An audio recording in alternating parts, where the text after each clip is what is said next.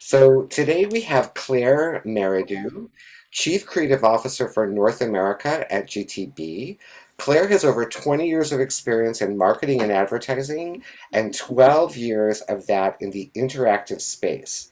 Claire has worked at both large and small agencies alike, and along the way, she's picked up a bag full of national and international awards. Yay, go Claire! As well as judged international awards shows and spoken at numerous conferences internationally about the interactive space. We also have Stacy Dunn, Managing Director of US Strategy at GTB, and Stacy has over 15 years of experience uncovering rich human insights that have inspired effective award-winning ideas. Yay, awards, we love those. Connecting brands to key audiences. She has worked on a multitude of accounts ranging from automotive to packaged goods to retail. And we are very grateful to have both Claire and Stacy with us today. And with that, I will turn things right over to them. Yay! Thanks so much for having us. We love doing these lunch and learn things. It's always fun to share a lot of the things that we're learning along the way. We do a lot of this stuff with our clients and internal teams, but it's fun to do it beyond that as well.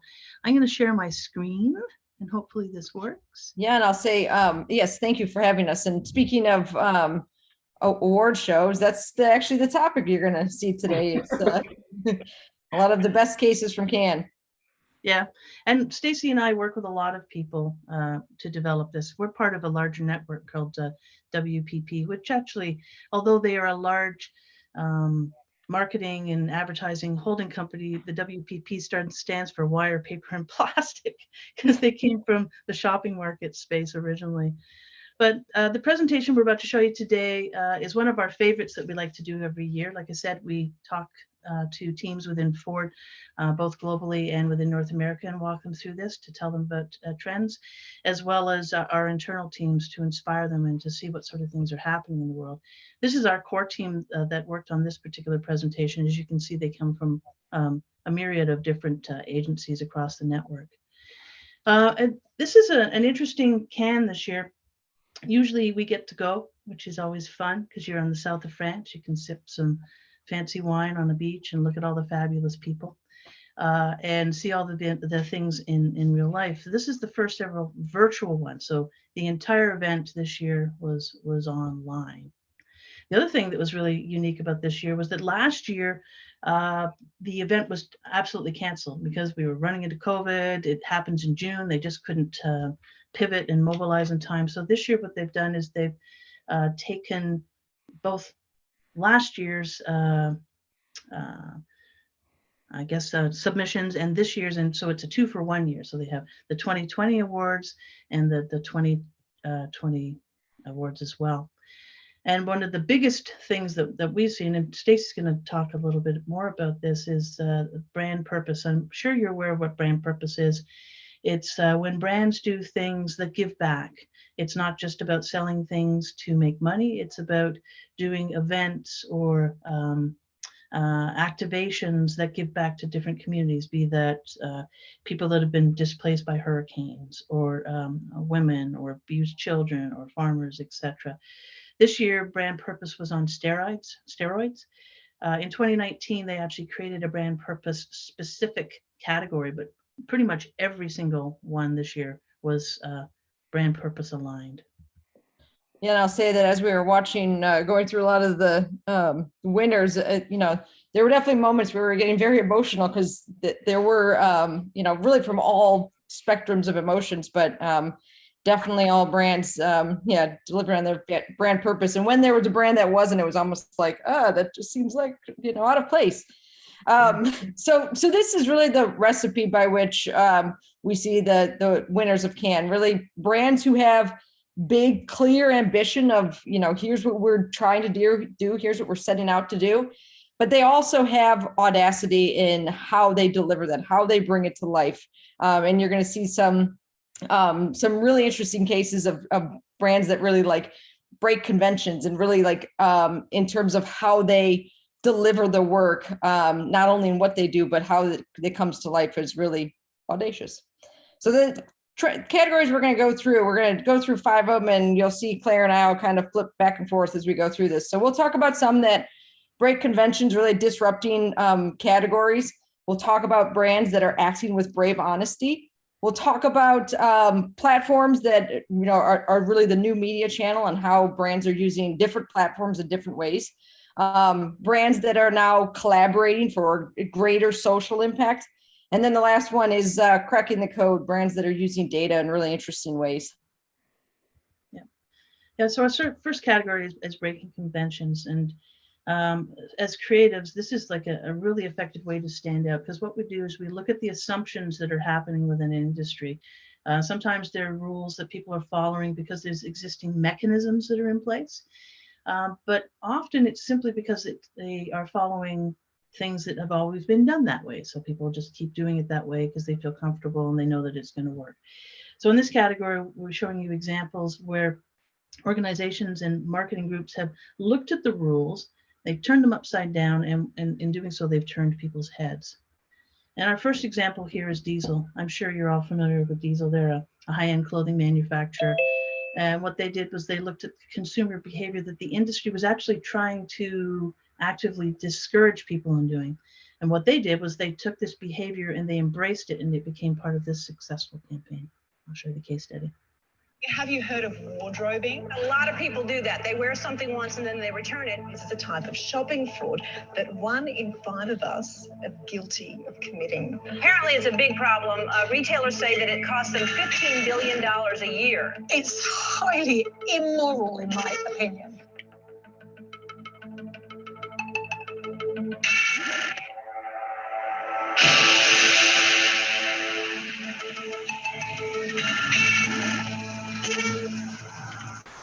Any items acquired can be returned, with all tags still attached in their original packaging. All products offer bear an identification label and must be tried on without removing the tag.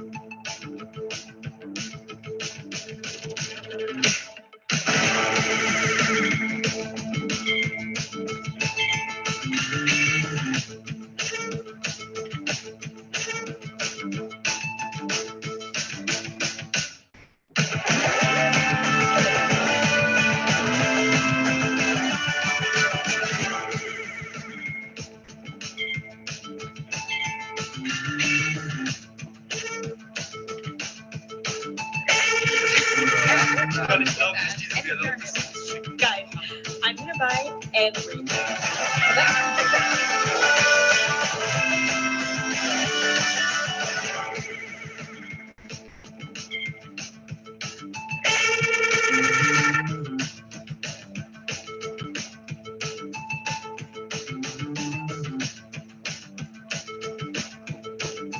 So in case of buying, wearing, and returning clothes, remember to enjoy before returning.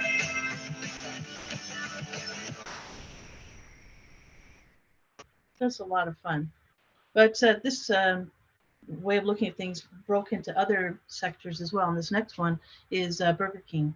So for decades, and I've been involved with food photography in my past jobs, food was made to look perfect, to the point where I was doing a shoot once and we had little tweezers and we would move the sesame seeds into different places so that it looked perfect. We had this paste that we would paste onto meat to make it look juicier and more appetizing. But what Burger King did was they took this opportunity to show what real food looks like and what real food looks like without preservatives.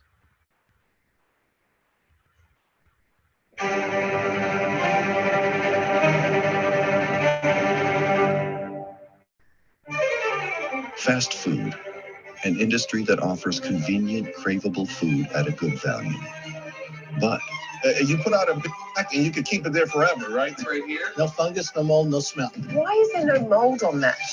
well, because of all the stuff we put in our food. What we put in our bodies. It's time to change that. What a difference a day made. Burger King is rethinking the image of its signature Whopper burger. They're turning a lot of heads with a new ad, and maybe some stomachs too. Showing that mold can be a beautiful thing. It shows a moldy Whopper as a way to announce that the fast food chain will no longer put preservatives in their food. The beauty. Of no artificial preservatives. I think it's great. It's very risky, but I think it's a really neat commercial. It's fascinating and gross at the same time. When I watch this, I'm like, I can't unsee this, but also I can't stop watching it. When one company makes a decision like this, it certainly have ripples effects across the whole industry. So is this really the best way to sell a burger? Well, I know the difference in you.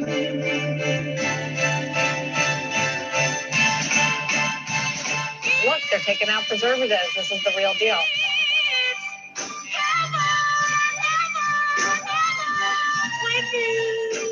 I think it really speaks to the fact that companies are hearing this huge tectonic shift of customers asking real questions about what's in their food. They're removing preservatives because they feel real food tastes better. The difference is you.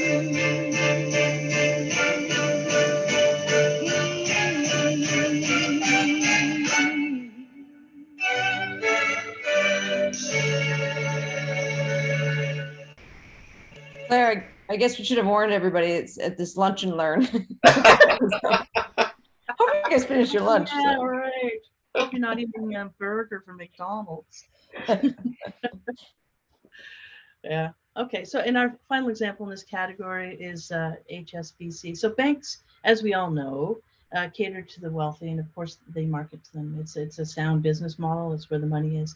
But HSBC, what they wanted to do was demonstrate what their social values were.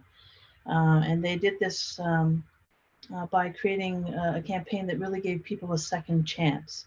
And in doing so, not only did they help the homeless, who they were targeting here, but they also increased valuable new customers as a byproduct.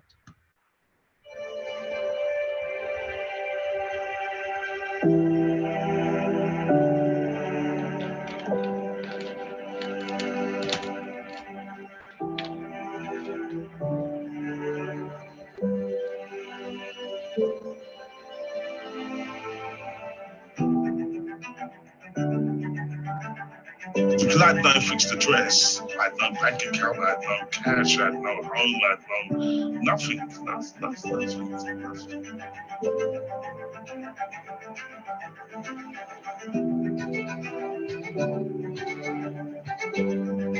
was worthless to society. Everybody has a bank account. Everybody has a bank account. No children can have a bank account.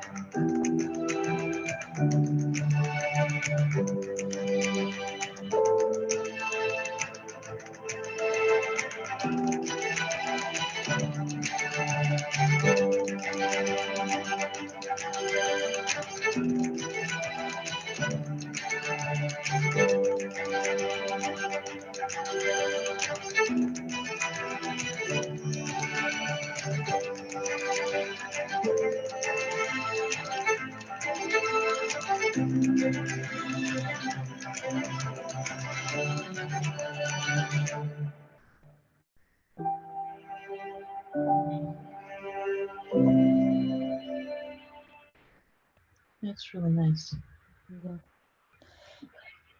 Cool. So the next one is about brands taking a stand with brave honesty. And this really starts with, brand has to know what its brand values are, right? And its brand purpose. And also recognize that in taking that stand, that they may piss some people off, but not all brands will do it, but many brands will do it anyway, because they see that it pays off, that actually it will help the brand and it'll help the business, as the examples will show you. So the first example is from MasterCard. And they took a brave step into the conversation around equality because they recognize that some of their customers face a pretty emotionally stressful situation just by simply using their credit card. So they acted with empathy and they created a pretty simple yet empowering solution.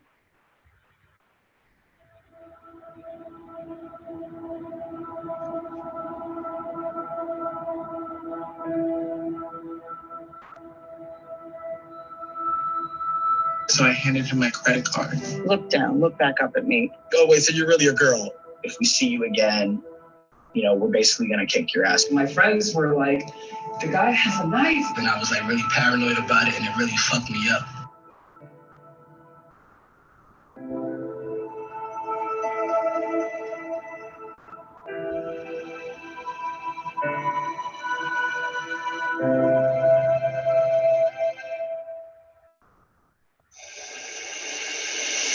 MasterCard will now allow transgender people to use their chosen names on credit cards. In an effort to fight discrimination, the company is introducing the True Name Card. That means the name on the credit card owned by a transgender person may be different than what's on their birth certificate or driver's license.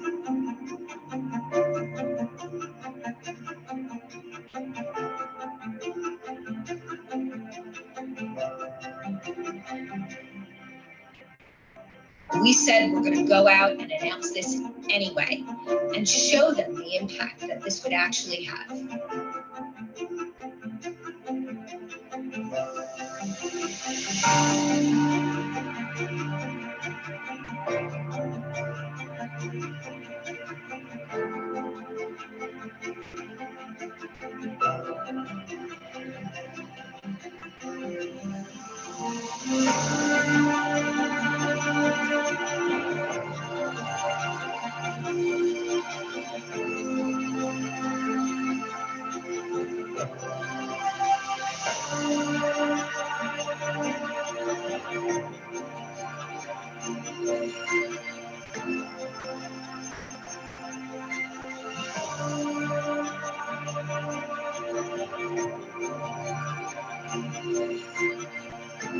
Look there and be like, oh, that's me. That's Nolan. That's like who I am.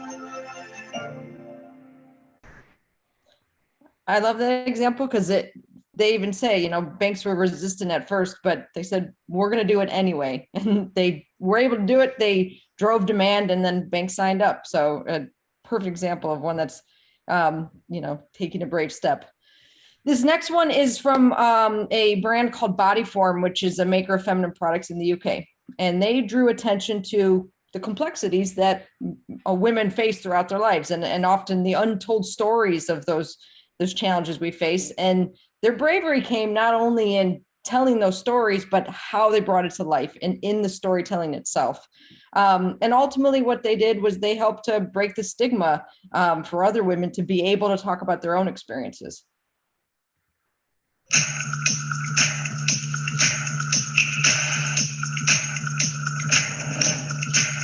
Women's experiences are doubted and silenced, creating a never-ending cycle of shame.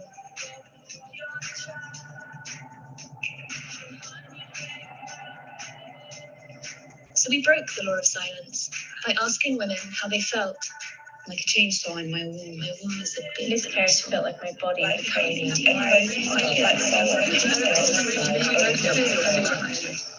And then we dared to show these unheard, unseen womb stories. From the pain of endometriosis to orgasmic pleasure, from struggling to have children to never ever wanting them, from the liberation of menopause to the grief of miscarriage. We embraced all the love and all the hate, exploding a cultural bomb, which gave people everywhere the bravery to share their own experiences.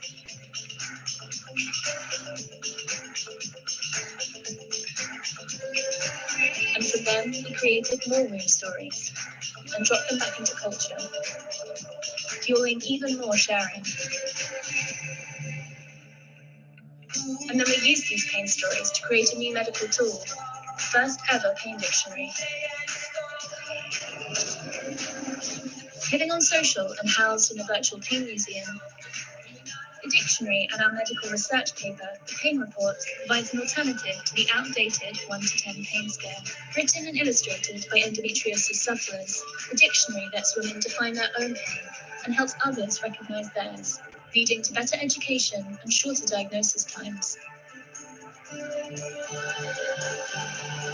Wound Stories has been transformative. By listening, we've opened up millions of conversations about women's experiences and their health.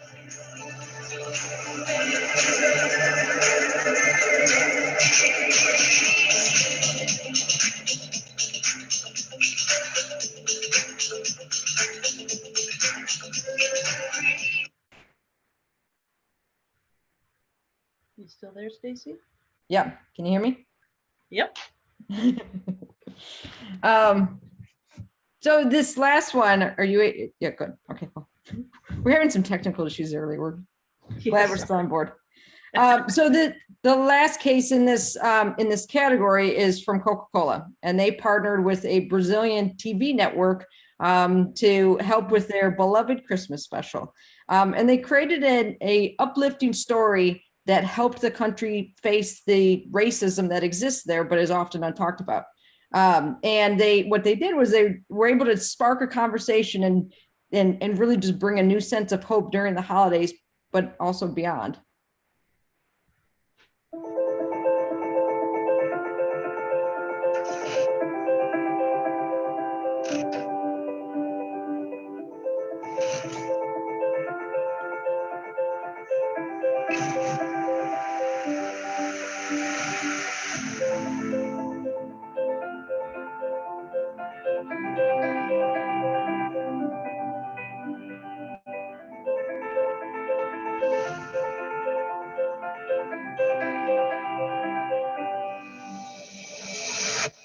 Não, aqui você não entra, você é negro.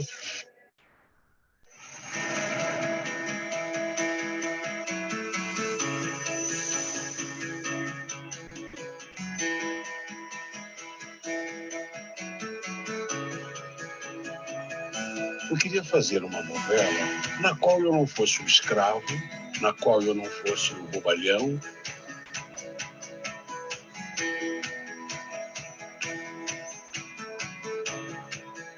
Como é Natal, eu posso trabalhar com Papai Noel. Papai Noel? Negro? O senhor, infelizmente, não encaixa no nosso perfil.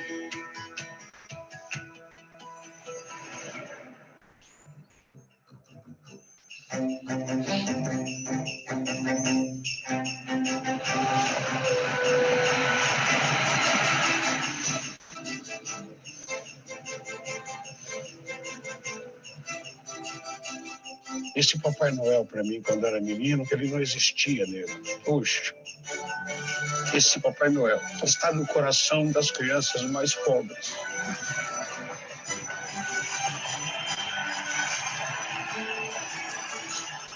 O Papai Noel negro é um jeito de dizer para uma criança que a gente tem um lugar no mundo. Nós temos uma batalha muito grande nesse Brasil, nesse mundo. So the next section we're going to talk about is platforms, our media. When we talk about platforms, we're talking about things like apps or social channels. And, you know, we all know that from Marketing 101, that the medium is the message. And there are so many places that brands can engage consumers beyond the traditional media channels, beyond just plunking a video into Facebook or doing a TV spot or running a billboard. And by using creative thinking and existing places that people are going to. So one of the nice things about being in platforms is people are there already. We're not trying to drive somebody to some place or disrupt their internet viewing. They're already there. So the great thing is by having the space that they're already living in, what we can do is create really powerful experiences that have meaning and relatability to the audiences that we're speaking to. And our first example is in gaming, and there was tons of gaming award winners within Cannes this year. Gaming is a huge, we could do a presentation just on gaming. It's fascinating. But this one is really interesting because it has taken Burger King into a place that has a lot of relevance. Sorry. So I thought you might find this one particularly interesting. So using gaming as a place to encourage people to purchase.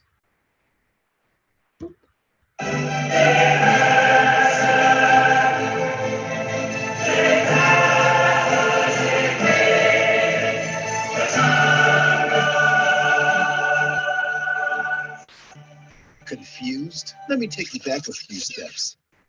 You haven't heard of Stevenage Football Club, right? Well, neither had we. But we realized that even though they're at the bottom of England's 4th division, they were going to appear in the same video game that all the expensive players were going to be in. And that's when, almost 2 years ago, we decided to sponsor Stevenage. Because if we put our logo on their real shirt, we would definitely have our logo in the game. Introducing the Stevenage Challenge. Gamers across the world immediately started choosing Stevenage, signing the best players to our team and playing with them. For every goal they shared on Twitter, we gave them rewards. The news took the gaming community by storm. The best gifts in the game. The Stevenage, they had Burger King as their sponsor. Oh, Lawrence. Oh, my God. Football food, what could possibly be better? Il est trop beau, les gars, Smith. Just like that, our small team in real life turned into the biggest team online.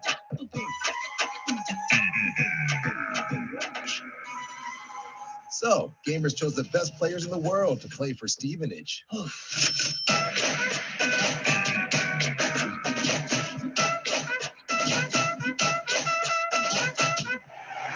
not every night. This comes.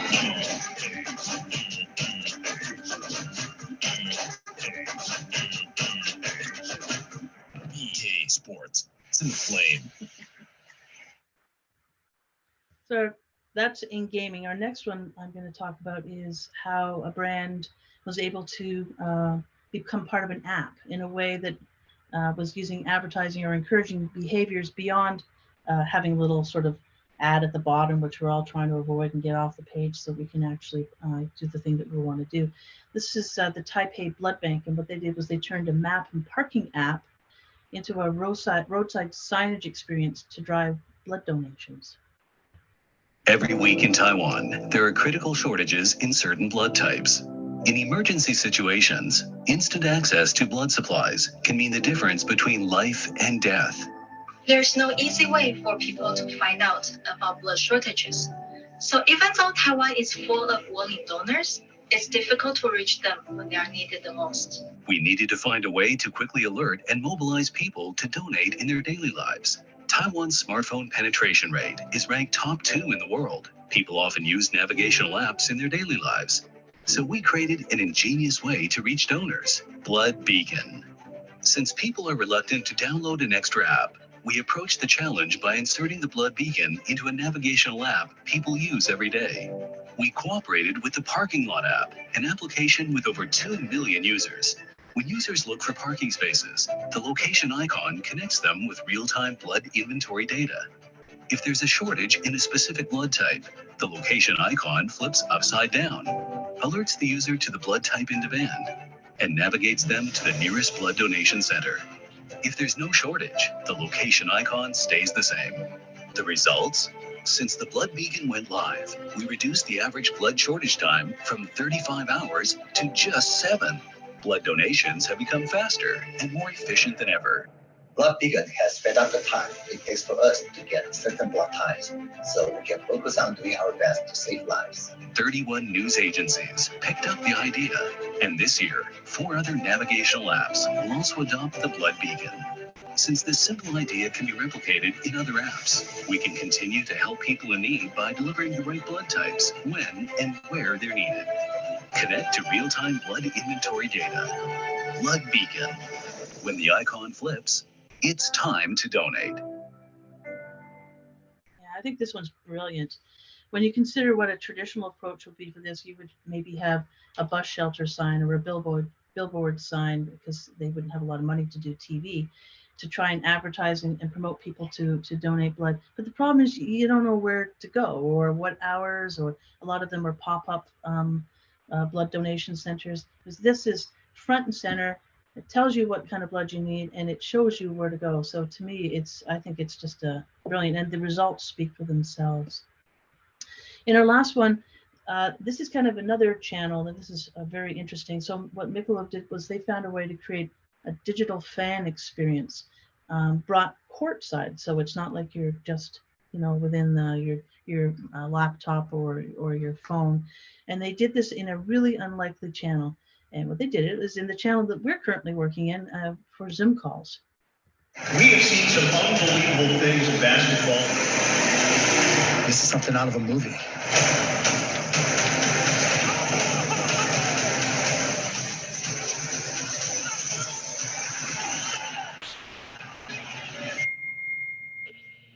Games have been suspended.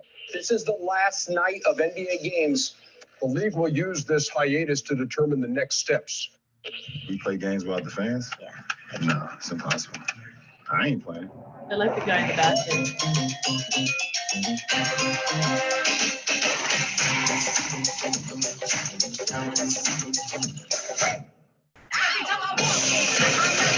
It's a whole new experience with Michelob Ultra virtual fans. Yo, this is sick, dude. You just scan a Michelob bottle to see if you want to see.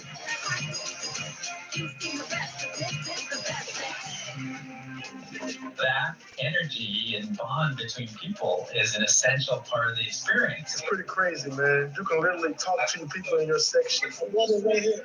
I hear I'm sitting next to Shaq. What's up,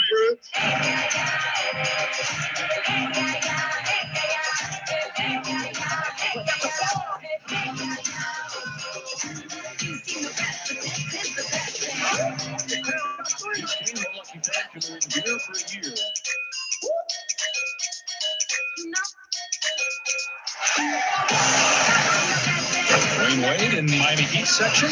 Mickey Mouse. We see it, Chuck. It is a whole new game. It's a whole new game, different type of viewing experience. I like that virtual crowd that they have. The virtual fan board is unbelievable. The NBA is leading the way, as usual. It's fantastic what's happening in this bubble. Wow, yo. Lucky Mouse.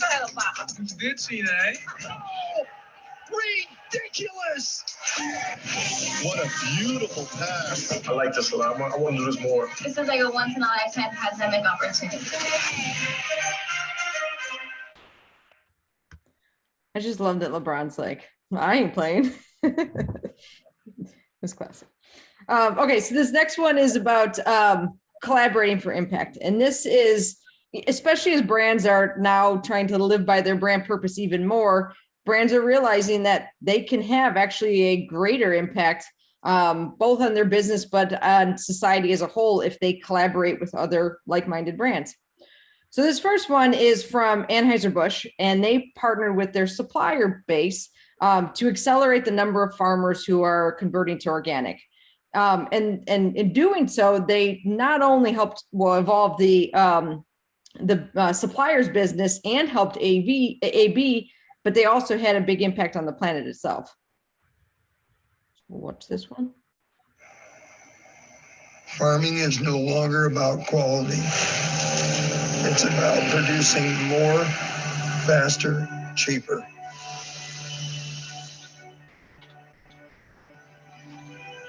Most farmers would love to grow natural food again, but we're on a treadmill that we can't get off of.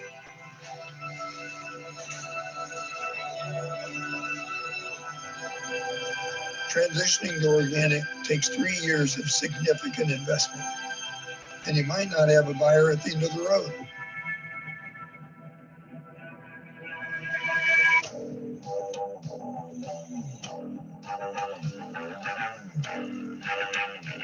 We signed today, and it guarantees us a buyer for organic product in 3 years. Contract for Change guarantees farmers who sign today that Michelob Ultra will be their first organic customer 3 years from now when the organic transition is complete. That certainty of having a buyer removes the biggest barrier to going organic. During the 3-year transition, our production drops, so we lose money. This is another big reason why only 1% of farmland is organic. The contract includes a commitment from Anheuser-Busch to buy the crops during the transition for its yearly production of non-organic beers at a 25% higher price, so the farmers keep the same income. Finally, the contract includes in-depth training through the most important agricultural organizations.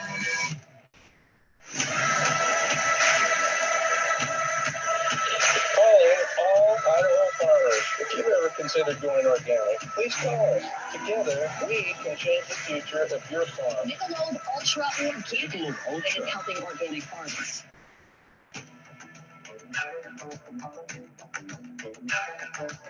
Once the farms are organic, they can not only grow ingredients from Michelob Ultra Pure Gold, but also for hundreds of other brands. It's beautiful to see life come back to the farm again. That's why I became a farmer.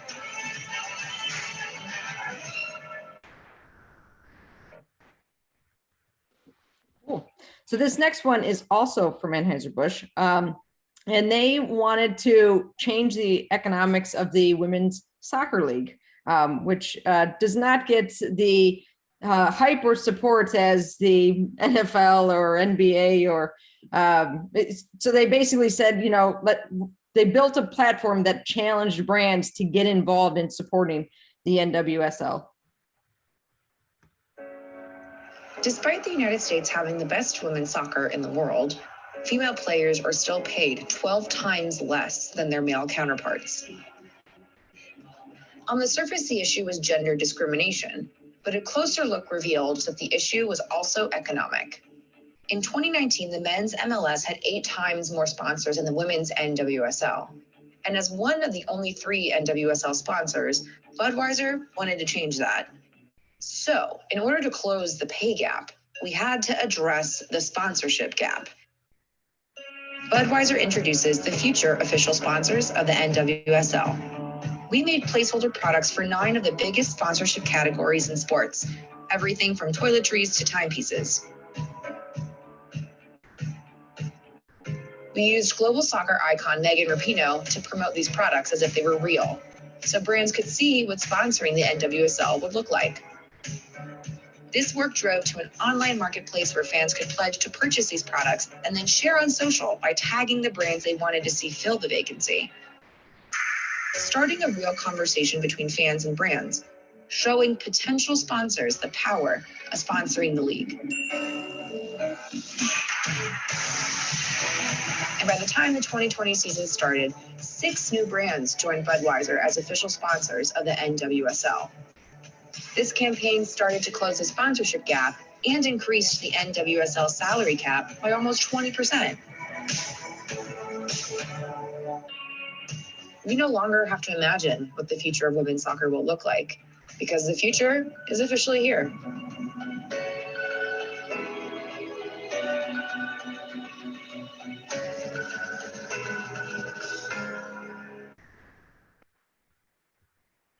Awesome.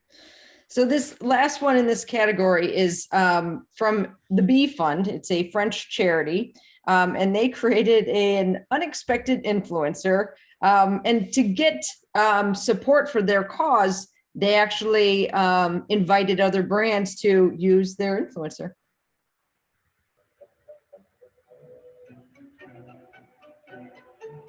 But now an insect is taking advantage of Instagram to help save her species.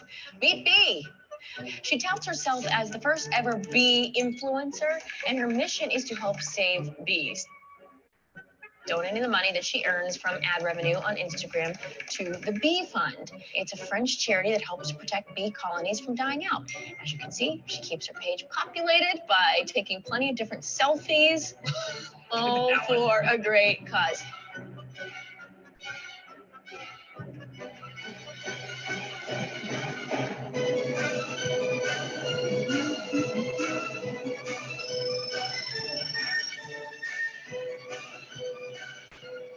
The more followers, the more sponsored posts, the more money to save bees. It's a very simple fundraising mechanism on Instagram, never done before, and it actually worked. Brand's response was enthusiastic.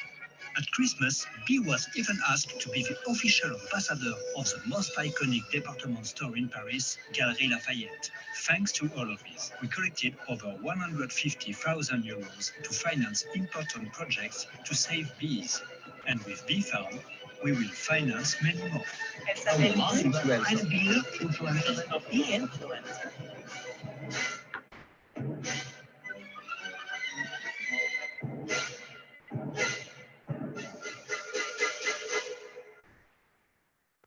Bee Influencer vient juste de mourir des pesticides, laissant des milliers de cœurs brisés.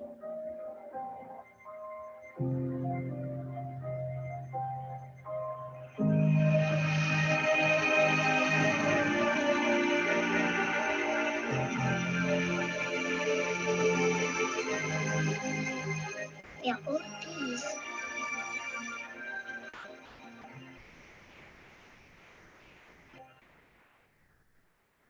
Yeah, I always get a little choked up about that.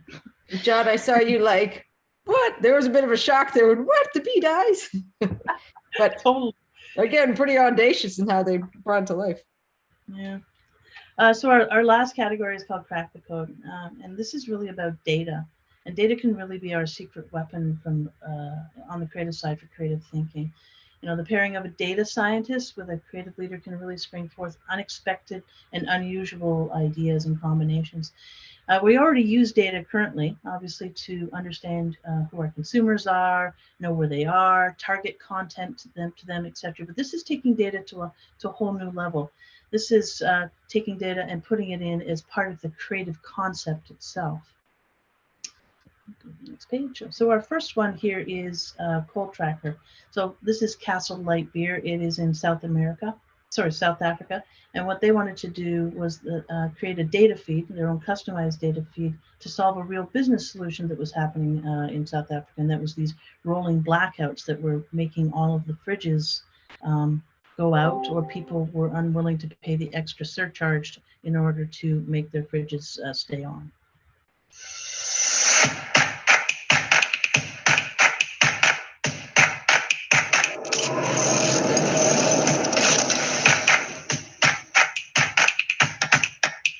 Breaking news, and NASA has allowed Eskom to hike electricity tariffs.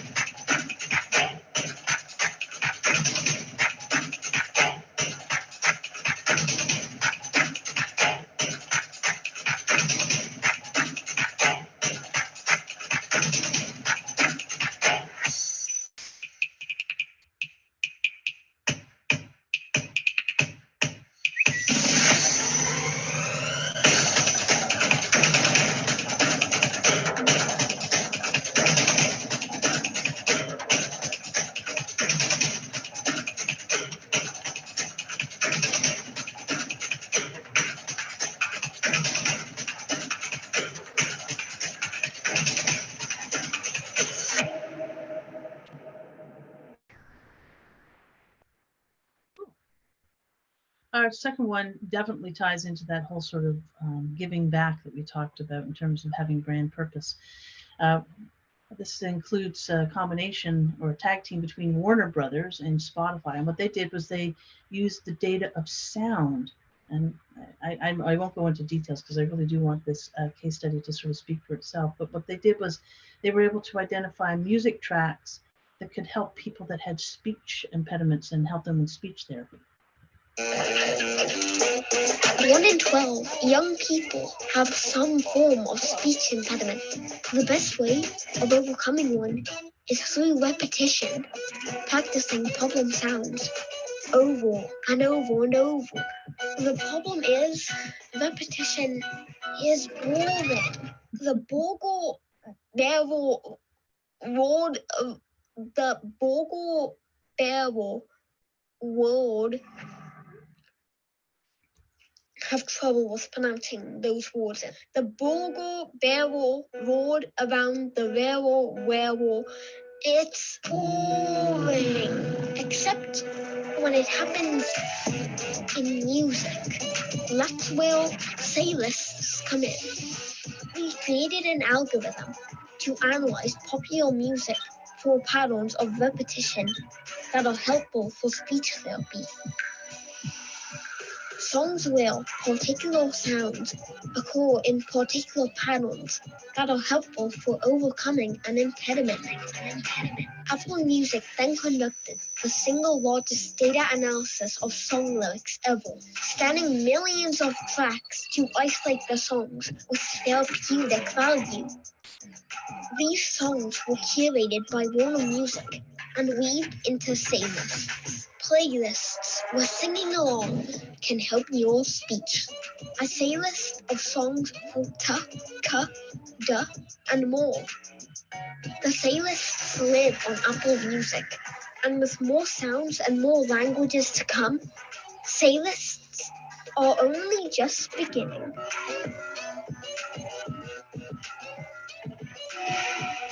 Playlists, a collaboration by Warner Music and Apple Music. Okay. In our final example here, we're going to talk about IKEA. So many of us love IKEA. They have furniture that is not boring, and it's not expensive. So, you know, there's a lot of love for their product. The big issue is that typically their stores are very, very far away. So it's a real effort for people to sort of go in their car, drive anywhere from 45 minutes to an hour to the in-store environment.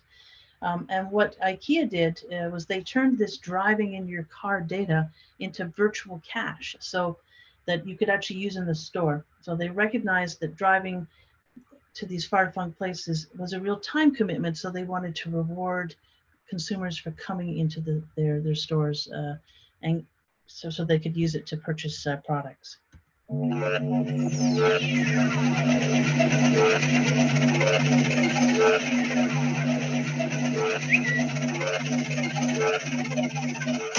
IKEA's giant superstores are usually built on the outskirts of cities. As a result, families spend a lot of time driving to the stores. Could IKEA give them a stronger incentive to make the trip?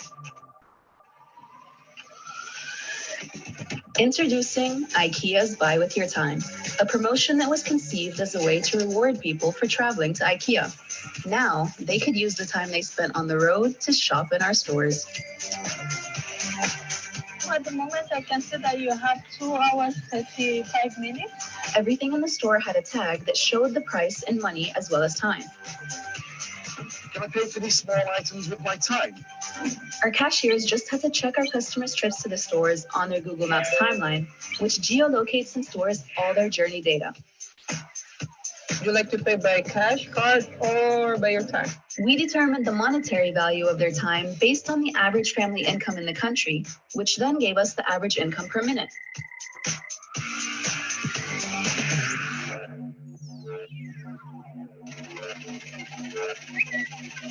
Very unique, very different. IKEA becomes the first retailer to let customers pay. The idea sparked a worldwide conversation in the retail industry and among our customers too, which broke all IKEA's search records in 2020.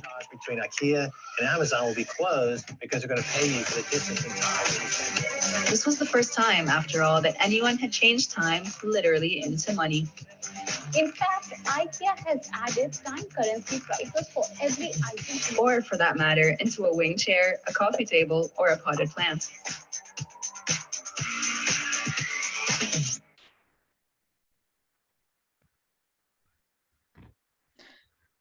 So I'll say, you know, Claire and I, we do this every year. We look at the CAN winners, we look at Effie winners, and it's just a really important part of what we do because, for any time we're working with clients, it's good to just get out of our own world and see what are others doing and who's really pushing the boundaries.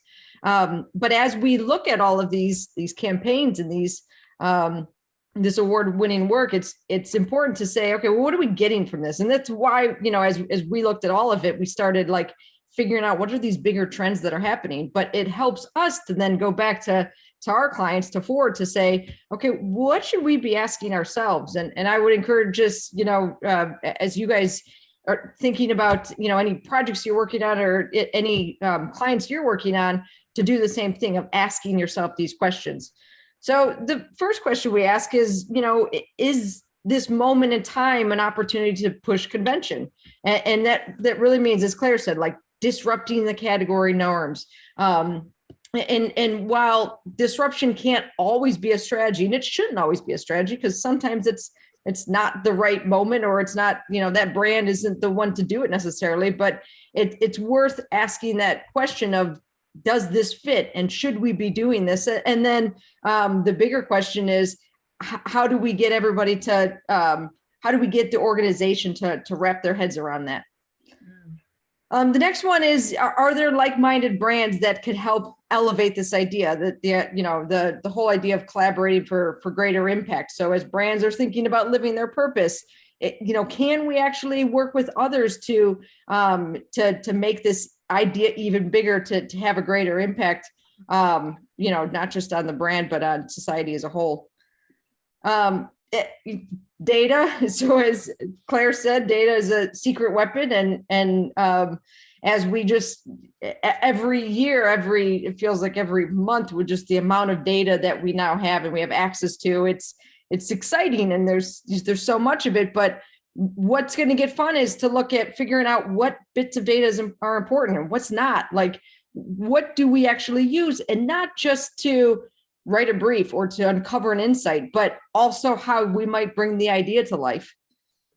And the last one is, are there truths that a brand should talk about, that a brand has a right to talk about? Again, going back to understanding what are the brand values, and should we be going into that space? And just as disruption of getting everyone within an organization comfortable in taking that stand and in doing that, and ultimately comfortable with being audacious. So I think we left about 5 minutes. I know that's not a lot of time. Hopefully this was enjoyable, but happy to take any questions or thoughts from the team.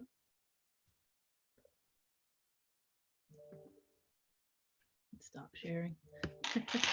I know it's a lot to take in. It's a lot of content, and I know often when we present this stuff to clients, it might take a week or two for them to actually sort of digest all of this stuff and come back and ask questions. So if there's no questions today, and I'm not trying to cut this short, do feel free to contact John. He can feed you our email addresses. We'd be happy to sort of answer any information about this, or about, if you're thinking of something, you feel free to use Stacy or I as a sounding board, and you're thinking, well, I'm thinking about this platform, and how we can potentially apply this brand.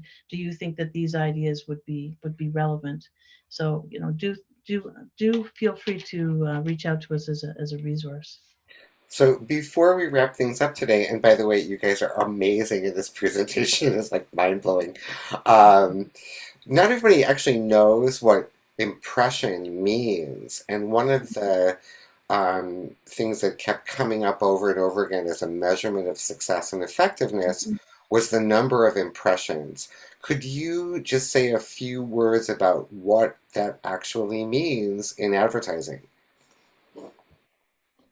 Yeah, I'll say, well, impressions is really just how many eyeballs are you getting on it. And when you see any of these, this work, it has to go beyond paid, right? The whole point is, are you making a big enough impact that people are sharing it? And whether it's individuals and word of mouth, or it's other news organizations, the one you saw with Diesel and Burger King, where you have like talk show hosts that are like, is this really the way to be doing this? But all of that is just more and more eyeballs on the work. And that's really when you don't, a lot of these, especially some of the nonprofit organizations who don't have a lot of money, but when they do something big and audacious and they get people talking about it, then you don't need to spend a lot.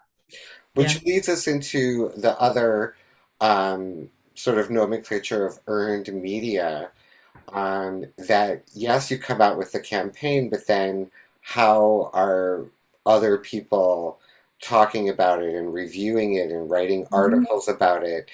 So I just wanted to make sure we touched base on that connection between, well, here's the campaign, and then here are all the ripples that actually make a difference. So you are so amazing. Like Claire said, I do have Stacey and Claire's contact info if you want to follow up with them. GTB has been a great friend back when it was Team Detroit and back when it was, even J. Walter Thompson. You guys have been great friends to the STAMP School for decades, and we're so glad to have you here with us today, and hopefully we can bring you back for another Lunch and Learn. Yeah, and hopefully if we do this again, we'll all be in person. Maybe not until next year, but we'll see. Give you food for your body, not just food for your mind. Stacey and I are actually working on a presentation right now, the future of digital marketing. So we'll reach out to you. That probably, I know we're doing our client presentation middle of November. So maybe we could hook up with you. I don't know when you guys close for winter break. So maybe December, maybe January, but we'd be happy to. Yeah, thank you so much for following up. And I think January, February would be perfect. So let me know and I can let students know. And again, you guys are fantastic. Thank you. Thank you for having us. Have a good weekend all. Bye-bye. Enjoy the day.